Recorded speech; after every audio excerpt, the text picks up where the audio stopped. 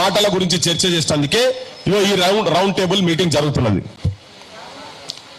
ఎందుకు అనే దాని గురించి నేను వాళ్ళకు కూడా 12 నిన్న ఈయన చంద్రబాబు నాయుడు మాట్లాడుకుంటా కూడా అయిపోయింది రాష్ట్రాలు విడిపోయినాయి.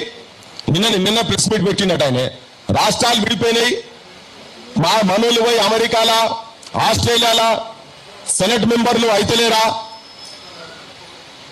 ఎక్కడెక్కడ అయిపోయినాక పవన్ కళ్యాణ్ గట్లనుడు మంచిదేనా అన్నాడు. మరి గట్లనుడు అంటే ఏంటిదో మాకు చెప్తే జర బాగుంటుంది. ఏంది గట్లనుడు అంటే ఏంటిది అనేది జర వివరంగా చెప్పాలి చంద్రబాబు నాయుడు గారు. మేమేమంటున్నామంటే నీ పార్టీ ఎంపీ ఈ మధ్యలో శ్రీకృష్ణ దేవరాయ అంట ఆయనే పార్లమెంట్ లో ఉండి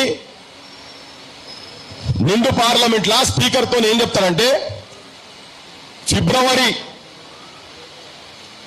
14లో జరిగినటువంటి పార్లమెంట్ లో తెలంగాణ విభజన బిల్లుకు సంబంధించినటువంటి ఇష్యూ గురించి మాట్లాడుకుంటా అదొక బ్లాక్ డే డార్క్ డే అని మాట్లాడిండు.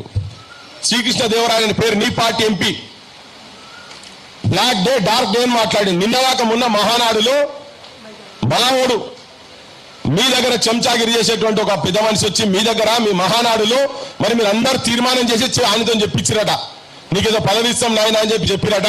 ఆ పెద్ద మనిషి మాట్లాడుకుంటా ఏం చెప్తారు తెలంగాణ పదానికి డిక్షనరీలో ఈ తెలంగాణ దానికి అర్థమే లేదని చెప్పి ఆయన మాట్లాడతాడు.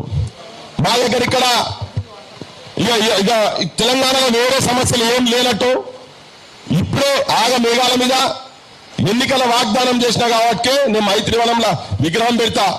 ఎన్నికల వాగ్దానాలల్లా పుస్తకాలల్లా మేనిఫెస్టోలల్లా మా 2 లక్షల ఉద్యోగాల గురించి దాని మీద పట్టింపు లేదు. కూర్చొని ఉన్నారు వాళ్ళు, దాని గురించి పట్టింపు లేదు. రోడ్ల మీద ఏడ తింటున్నో ఏడ చదువుతున్నో ఏందో దిక్కు లేకుండా వాళ్ళు ఉన్నారు. తెలంగాణలో అన్ని సమస్యలే ఉన్నాయి కానీ ఆయనకు ఆ విగ్రహం పెట్టే తొందర వచ్చింది.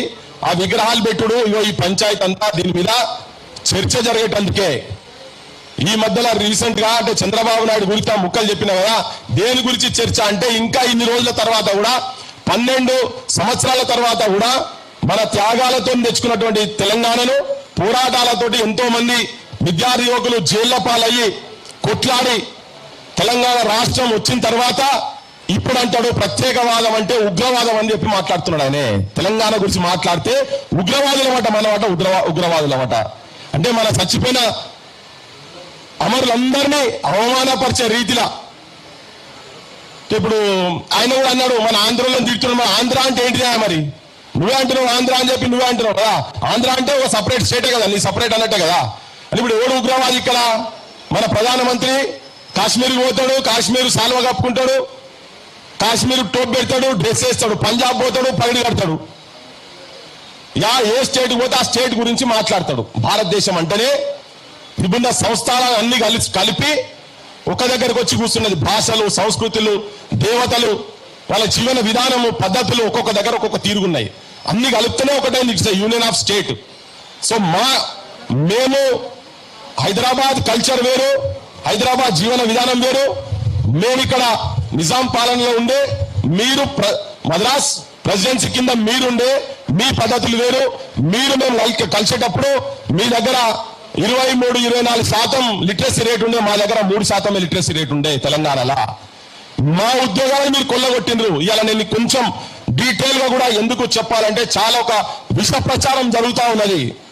మనల్ని ఉగ్రవాదులతోటి పోల్స్తున్నారు. మనకు జాతీయవాదం ఉండదుగా అని చెప్తాడు ఆయనే.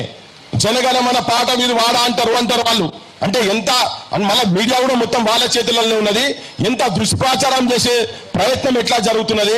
ఎందుకు 12 సంవత్సరాల తర్వాత మళ్ళెందుకు తెలంగాణ అంటే ఎక్కడ ఏ కూడలి కాడియాల చూసినా, ఏ పెద్ద మనుషులను చూసినా, ఏ జెన్జీ బ్యాచ్ ఏడ చూసినా తెలంగాణ మీద చర్చ జరుగుతూ ఉన్నది. లాస్ట్ వారం రోజుల నుంచి సీరియస్ చర్చ జరుగుతూ ఉన్నది.